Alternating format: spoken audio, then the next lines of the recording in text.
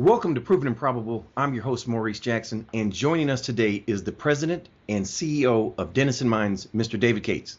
Yeah, thanks, Maurice. My pleasure. You know, David, under your tenure at Denison Mines, it has become one of the most highly regarded names in the natural resource space, specifically with your company's contributions and success in uranium. Offline, I've had discussions with some of the biggest names in the natural resource space, and they basically agree that Denison Mines is going to be the next producer in the making. So it's quite an honor to have you here with us. Yeah, no, of course, my pleasure, Maurice. You know, since we last spoke at the Sprott-Stansberry conference, can you please share with listeners what is uranium used for, and what are the current supply and demand fundamentals of uranium? Sure. I mean, this is a question we get all the time. Everyone wants to know from Denison, what do we think about the uranium space? You know, right now you've got 489 reactors that are operating around the world across 30 countries. But the most exciting part of the story is that we've got 69 new reactors that are under construction. These are reactors where we've actually got concrete being poured and dollars being put into the ground. And then we've got another 158 reactors that are either ordered or planned. And ordering and planning a reactor, that's just not wishing that you build one. There's a process involved here with permitting and licensing, and all of this stuff requires a significant amount of capital. So when we see those reactors being in queue to come to the market, it's not that it's pretty reliable, I guess is what I would say, that these reactors will actually be built because of the investment that goes into it at all stages. Okay. With that being said as well, have the reactors in Fukushima, Japan, have they come online? Yeah, so we are starting to see the recovery in Japan. 2015 was actually quite a milestone year for the industry. We did see the first reactors come back online and achieve commercial production in Japan after Fukushima. And we've seen additional reactors come online already in 2016. So at the end of the day, we're looking like we'll see another 5 units or so later within the next year or so out of Japan.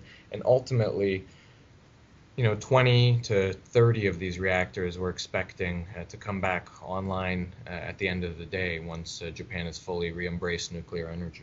Mm-hmm. Now, with with Japan coming back online, how will that impact the supply and demand of uranium? Yeah, it's interesting. Japan has been an overhang for a while in the space because they haven't been in the market. And obviously them coming back to the market means that they're going to be using some of their inventories and using material. But at the end of the day, Japan is not really the story when you look at the fundamentals in the space. The story is really China. Because as much as Japan will be coming back to, say half of their fleet, China is adding hundreds of reactors, right? So Japan really is less relevant than people might think when it comes to the grand scheme of things. Thank you for clarifying that. As well, with speaking with supply and demand, how does oil and gas affect the price of uranium, or does it at all?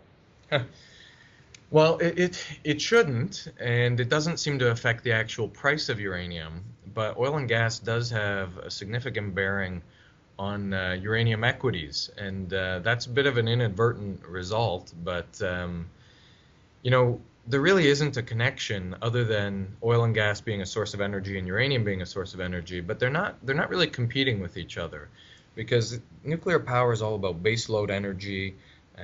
It's about keeping the lights on 24 hours a day. It's about hospitals, things that need power at all times, large infrastructure. And people and countries commit to nuclear energy for the reliability of it and the relatively low cost. And when they commit, they spend billions of dollars in infrastructure. Now, oil and gas is more of a variable energy source. And so when you do see sort of the regular consumption from, say, global economic activity change, then it makes sense that oil and gas also is affected, and it moves up and down. But uranium really isn't in that variable space. And so they don't really compete with each other outside of being sources of energy. Now, if you contrast that to what's going on in the equities, you'll see that uranium stocks often trade with the price of oil. And we actually were looking at Denison just in a 2-year analysis of Denison in Canadian dollar terms, and we looked at oil in Canadian dollar terms. And over the 2 years, the two have traded very closely together by the end of this 2-year window. And both are down significantly, there's no surprise with that. But by comparison, the price of uranium in Canadian dollar terms is up. And so there's been this tremendous divergence between uranium equities, and Denison's not alone. I mean, Cameco and other players have had similar trajectories. These uranium companies have basically diverged from what's happening in uranium and the price of uranium. And that's where it all seems very interesting, because if you're a value investor, there really is an opportunity there, because at the end of the day, the uranium market will dictate the uranium price, not oil and gas. But right now, it seems like oil and gas has dictated the price of the uranium equities. Well, thank you for that clarification. David, based on your analysis, the price of uranium should be significantly higher right now, specifically with the supply and demand fundamentals as you just presented with us. Conversely, though, investors very seldom buy low and sell high. In your experience, is this where the astute investors deploy capital to companies that have proven management, large, high-grade deposits, and a solid balance sheet, such as Denison Mines? Yeah, Maurice, I mean, that's 100% online with what I'm talking about. We've basically got a situation where the uranium equities, including Denison, are undervalued. You look at where you want to put your money to take advantage of this fundamental rise in the price of uranium that we believe will happen.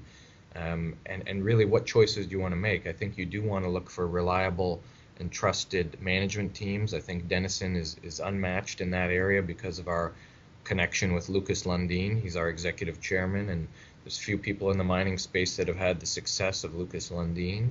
And I think you also want to look at the quality of assets and the jurisdiction you're investing in. And I think Canada and the assets that Denison has in the eastern part of the Athabasca Basin are also difficult to rival.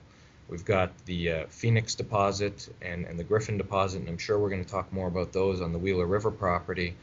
This is a property that's amongst a tremendous amount of infrastructure from the existing uranium mines and mills in the eastern part of the basin that are operated by Cameco and Areva. And really, when you want to look at investing in the space, right? You can be investing on the speculative side, or you can be investing on the torque side. And I think what Denison is going to offer better than anyone in the space in the coming months and years is torque. Because when this price rises, right, the big investors out there, the institutional investors, what they want to buy into is the company that will be able to make the most, take advantage of it the most. And the company that typically takes advantage of a rising price environment the most, from a share price standpoint, is the developer. It's the company that is going to be the producer. It's not always the producers, because they just don't offer the same leverage, and it's not always the exploration or junior companies, because they really may not be able to develop their assets in order to take advantage of the rising price. So it's that producer in the making that stands to maximize return for shareholders. And that's really what Denison has to offer, is that path to production. And I think you're right, the astute investor could see that as quite an apparent opportunity right now. You mentioned you touched on several subjects here that I definitely want to delve into a little bit further. Geographically, let's share with the listeners, where is Denison Mines? Where are your projects right now? Yeah, absolutely. I mean, Denison has been a diversified company before. We used to be in the U.S. and we used to be in Mongolia. We've sold both of those interests. Right now, the company is focused in Saskatchewan, in northern Saskatchewan, in a district called the Athabasca Basin, and we're specifically focused in the eastern part of the Athabasca Basin. And the reason why we're there is because we think the infrastructure in that district has a meaningful impact on the economics of projects, and being able to leverage the milling and mining infrastructure in that district is critical. We're more than just an exploration company and a development company. We actually have an interest in a mill that is operating in the eastern part of the Athabasca Basin. It's the McLean Lake Mill. Our partner there is Areva. This mill is in operation right now. It's processing all of the ore from Cigar Lake, under a toll milling agreement, and that's generating cash flow from us. But that mill is in the eastern part of the basin, and we're focused there because we see a true synergy between our properties and that particular piece of infrastructure. Well, thank you for sharing that. You've mentioned the Athabasca region here. Talk to the listeners about how rich uranium is in that area compared to global. Yeah, I mean, Maurice, it's orders of magnitude higher. In Africa, you're talking in the ppms when you're dealing with grades. In the Athabasca, let me give you this comparison, just using our own deposits. In the Athabasca, you have high grade and then you have exceptionally high grade, and both are orders of magnitude higher than grades around the world. So at Phoenix, which is one of our deposits at Wheeler River, we have an average grade of 19%. Now, to compare that to deposits around the world, it only really compares to Cigar Lake and McArthur River, which are also in the Athabasca Basin. So at 19%, Phoenix, not having been developed at this point, is the highest grade undeveloped deposit in the world. Now, if you look at Griffin, which is another deposit on the Wheeler River property, it grades at 2.3%. And it seems like that's not very high grade by comparison to 19, but 2.3% is still, again, orders of magnitude higher grade than where you would find on average around the world. Thank you for sharing that as well. Yeah, so I'm listening here. I hear grade and I hear infrastructure. Regarding the infrastructure here, you have highway and you also have electricity. Is that correct? It's true. At Wheeler River, the power line and the highway that are connecting the McArthur mine with the Key Lake mill runs right through our property, and it's a fantastic thing when you take investors and analysts. We've toured them around Wheeler River. We were last there in September with a number of our analysts, and we fly into an airstrip that's already there at Key Lake with charter jets, all very comfortable. There's a washroom and all sorts of regular things at this small airport. We jump into our pickup trucks, and they drive us on a provincial highway. It's an all-weather highway. We drive on a provincial highway. While we're on the road, we see the power line, I should say, right next to us, running along the road. And then we happen to see ore trucks hauling ore from McArthur River down to Key Lake. And we see all of that as we're taking these investors up to Wheeler River. We get to the property, we cut off onto our own road, and within a few minutes, we're at our camp at Wheeler River. And it's remarkable to do that and to be in such a remote location in northern Saskatchewan and yet have all of that large-scale infrastructure ready and waiting for us to add another mine. It's remarkable to hear that, because it means you're really ahead of the curve, and that speaks a lot, of course, to management, which I do want to get to in just a minute. But before we do that, for the listeners, you had the sale with Mongolia, and you received the first payment on that. Talk to the listeners about that, please. Sure. I mean, we identified Mongolia as a non-core asset, and so we set out in 2015 to monetize it. And we were successful in reaching an agreement in the fourth quarter of the year with a group out of the Czech Republic called Uranium Industry. So we brought in 1.25 million US on closing. The really exciting part of this deal, though, is that with our help, Uranium Industry has applied for its mining licenses in Mongolia. And if they receive these mining licenses, then Denison has the right to additional payments under our agreement. And so we could see an additional $10 million US come in if we obtain 2 of the mining licenses. And on top of that, if Uranium Industry does develop these projects, we could see a further $2 million US come in as well in sort of milestone payments down the road. So altogether, you're looking at a deal over $13 million for assets in Mongolia, $13 million US for assets in Mongolia that really don't fit with our core objective of becoming a producer in the Athabasca Basin. So a great deal on both sides, I think. Absolutely. And before we leave this discussion here, don't you have some exciting news regarding uranium participation today? Yeah, we do. We were successful in negotiating a new 3-year deal with UPC to act as the manager for UPC. So UPC, of course, is traded on the TSX under the symbol U, and Denison has been a partner with UPC for many years, acting as manager. What really excites me about continuing to work with UPC is the fact that it allows Denison to really assert itself as a leader in the uranium industry. UPC is a very unique company, holding uranium for the long term. It requires that we think a fair amount about our role in the uranium industry and really examine where nuclear energy is going. And so that's very interesting for us to be engaged in that rather than just being a mining company out there. At the same time, Maurice, it's critical to the Denison story because managing UPC generates cash flow for our company. And so we do look at around, in our budget for this year, we do have about $2 million Canadian coming in from managing UPC. And that's very important for our shareholders because it means that we're generating cash internally rather than having to dilute our existing shareholders with equity financings. You're providing a wealth of information, and I really do appreciate it. So you're procuring capital right now when the market is depressed.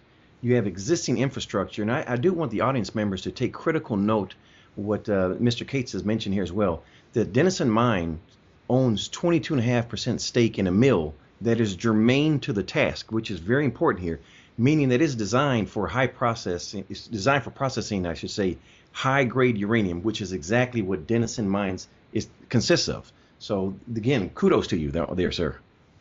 Oh, thanks, Maurice. I mean, we're really trying to bang the drum on the story right now, and we really appreciate you being plugged into our story as well. Well, thank you. Now, just for round numbers, if we can, how much capital expenditures do you believe that you're saving by having the infrastructure, by having the mill?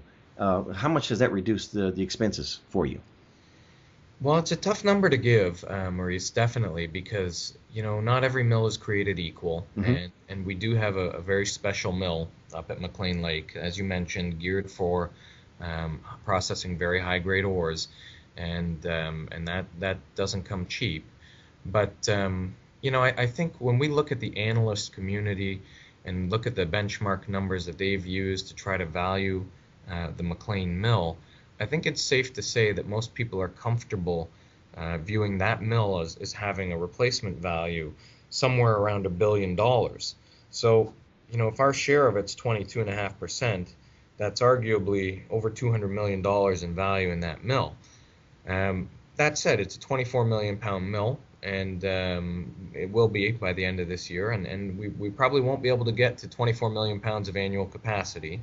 So for building a project like Wheeler River, it's hard to know exactly how much capital will save, but you're certainly talking hundreds of millions of dollars. Yes. I think this is a good maybe opportunity just for me to talk about one other really critical part of our story right now, and that has to do with a PEA that is in progress for our Wheeler River project. As we've talked about, we've got two deposits on this project, Phoenix and Griffin. Together we have 70 million pounds at 19% over at Phoenix, and we've got 43 million pounds at 2.3% at Griffin. And we're really excited about looking at whether we can co-develop these deposits. And so that's what the PEA is focused on. The PEA is only months away. It's been in progress for a few months. And I think just I bring it up because your point about how much infrastructure, how many dollars on infrastructure we'll save, well, where you're really going to see that is in our economics for a co-developed project. Because in our project, we're going to look at a toll milling scenario rather than building a mine, or building a mill, I should say. And I think that that's really important for the market to understand, because that 22.5% interest in the mill gives us comfort that there is really a good chance that we'll be able to send Wheeler River ore to McLean. And it certainly doesn't hurt that McLean has excess capacity starting in 2016. Is there a possibility, or an interest, I should say as well, to procure a larger position in the McLean mill? Well, Maurice, I would love to, but I'll tell you one thing about these mill interests is that they are hard to come by. And there are very few people that actually own an interest in a mill in the Athabasca Basin. And you can count them on one hand. You have Cameco, you have Areva, and then you have Denison, and you have our third partner, OURD, at McLean. So to be honest, as much as I'd love to acquire it, I suspect that it's not for sale by any of the partners. Well, thank you for clarifying that as well. Now, regarding the PEA, you believe it will be completed, just for the listeners, timeline, are we looking at the summertime, or are we looking at closer? Yeah, you know what? It's probably in the next 2 months. We've guided the market in the first half of the year, so it's not that far away at this point. Um, and that's what I would expect, and I think we're going to have some good exploration results leading up to it. And I think the PEA, what's going to be interesting about this PEA is that we're going to prepare it in a way that fits with our profile. So our profile, like we've talked about, is about being the next producer. And so if we want to be the next producer, we have to be talking about a time horizon that's more current. We can't just use something like the future price. We can't go out there and say, well, we all believe the price of uranium is rising. Look, we do believe that, but at the same time, can you go get money from the bank based on an assumption that the price will be $70 when your mine is in production? And I'll tell you, you can't. So what's going to be really interesting about our PEA is we are going to use the prices that are in the market today. And so that will really show how strong the economics are for this project, because the reality is that we won't be producing tomorrow, right? It'll take years to produce, and the uranium price will definitely rise. But if this project can make money today, then we believe that we can go to the market, the equity markets and the debt markets, and get money for this project. And that becomes a critical part of our story, because we want people to understand us as really being the next producer, not just a company that has a deposit that someday will be developed or will be acquired by some other company. You're correct on that as well. I know I speak for the listeners as well. We're excited to look. We're looking forward to the PEA being released here. Switching gears, let's discuss the company here a little bit more in depth. What are the company's goals, and you've kind of touched on them here, and how do you plan to accomplish them? Our objective right now is quite simple.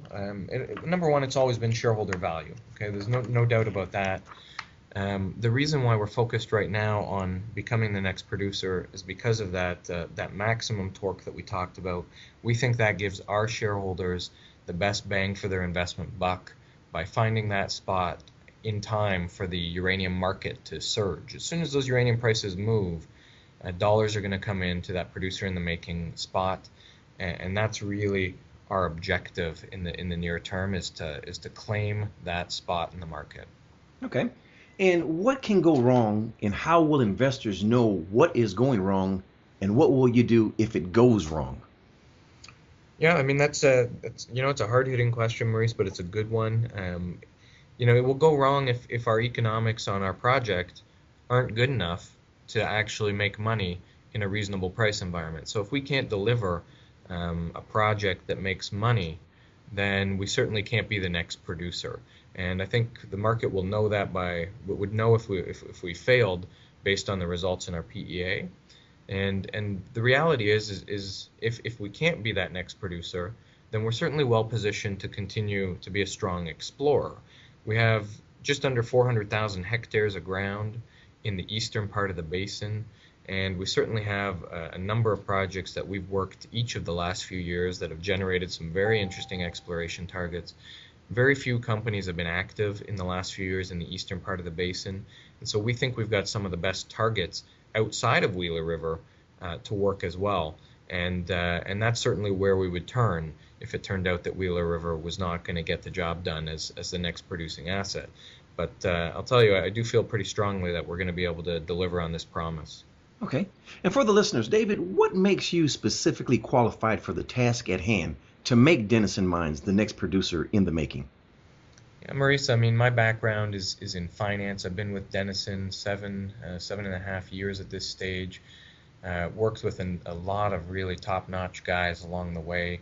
Ron Hochstein is a mentor to me, and he's really brought me along in terms of understanding this uranium mining business. But I'll tell you what, it's not just about me. It's about our team. And our team is extremely unique and skilled. And I'll give you an example. Our VP of Project Development, Peter Longo, he's based in Saskatoon, where we have an office, essentially on Main Street in Saskatoon. And Pete has experience working for Areva in Saskatchewan for uranium projects. He's a mine engineering background, and he's developed mine plans for projects in the Athabasca Basin, and he's actually worked in a remote gold operation as well in northern Saskatchewan. So here's a guy who's a true miner by background, and he's the guy who's leading the charge when it comes to developing the economics and developing Wheeler River. I have no doubt that Pete Longo will be with us through this first stage of scoping the economics all the way through to when we break ground on this project. And Pete's not alone. We have a very skilled exploration team also based in Saskatoon.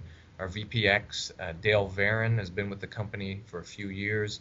He's also quite seasoned when it comes to uranium exploration. And what I love about Dale is that Dale really understands that exploration is an art, and it requires a certain degree of energy from the people and a motivation to deliver the best results.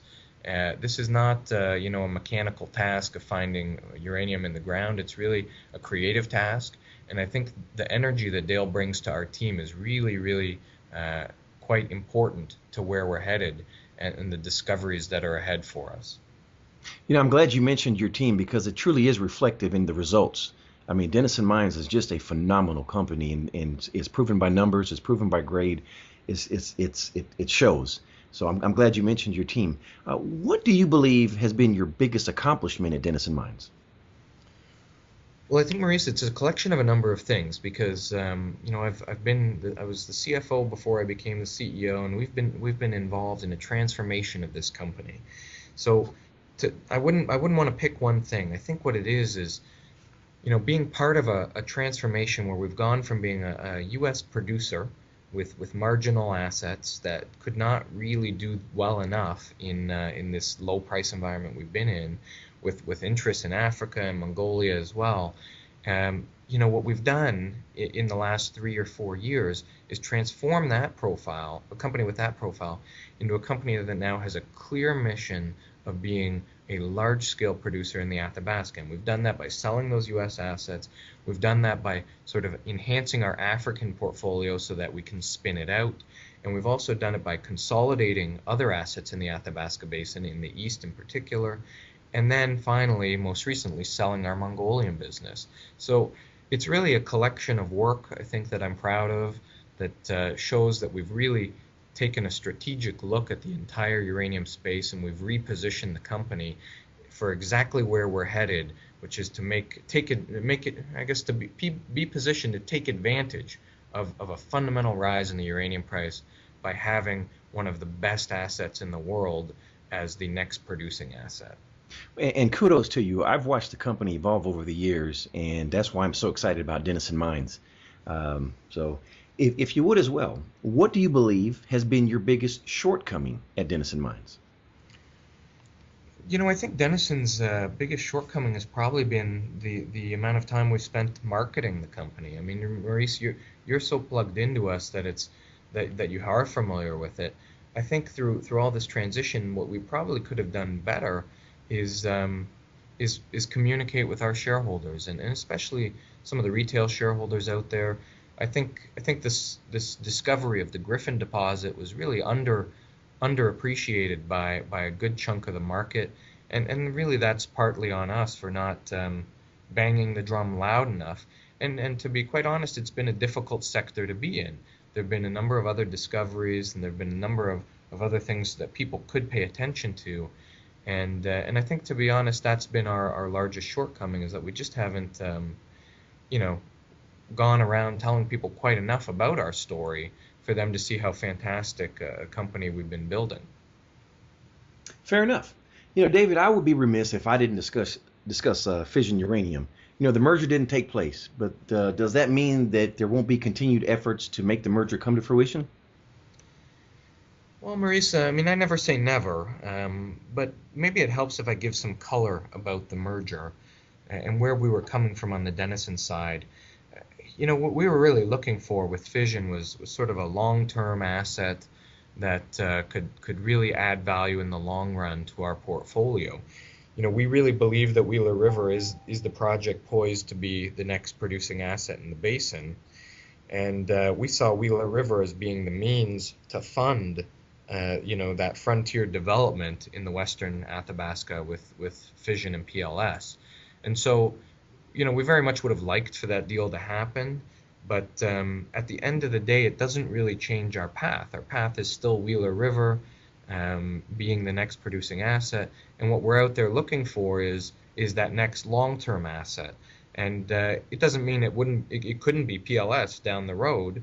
It could be PLS, but at the same time, it could be something that we find on one of our properties in the east, and a little bit make light of the transaction a little bit.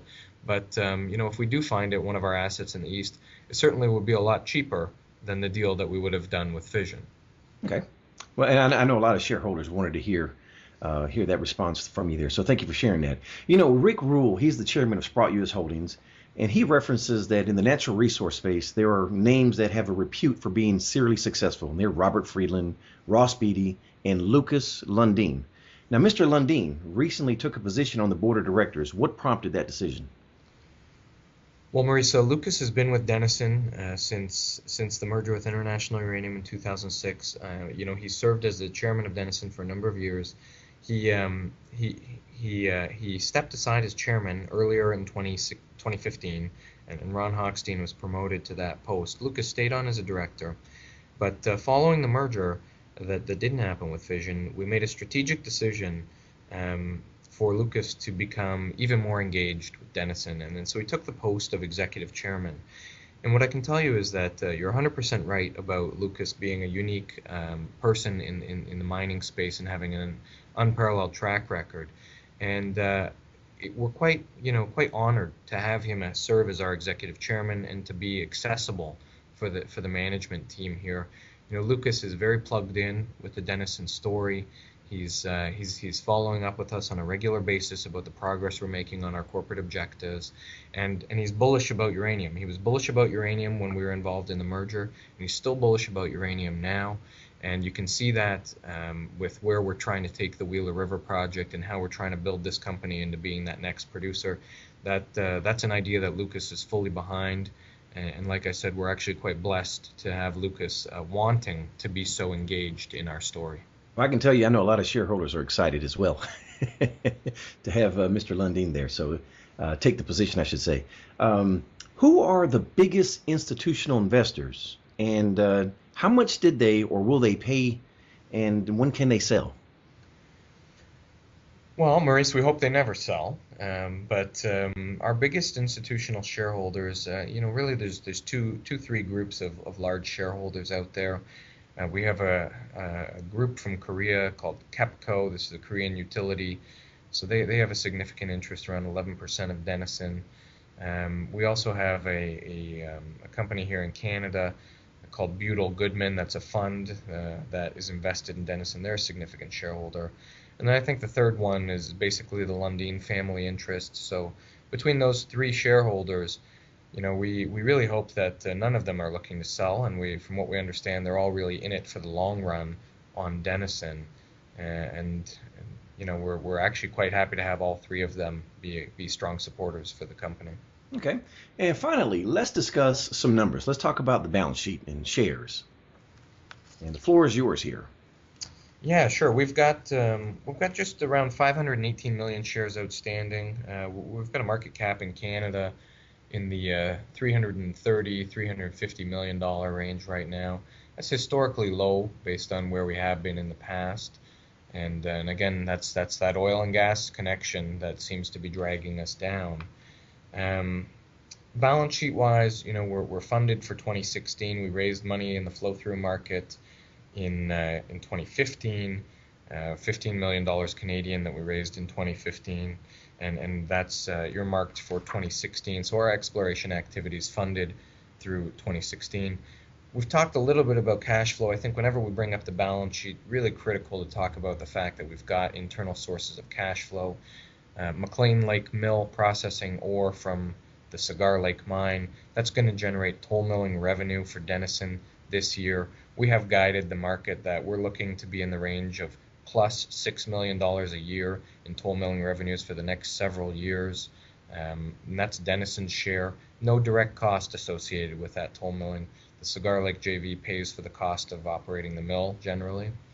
But we also have cash flow coming from managing UPC, so you can add another $2 million roughly a year to Denison's account for managing UPC.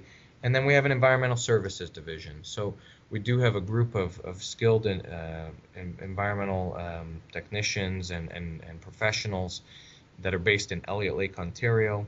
They provide environmental services to third parties and governments in Canada, and they generate cash flow.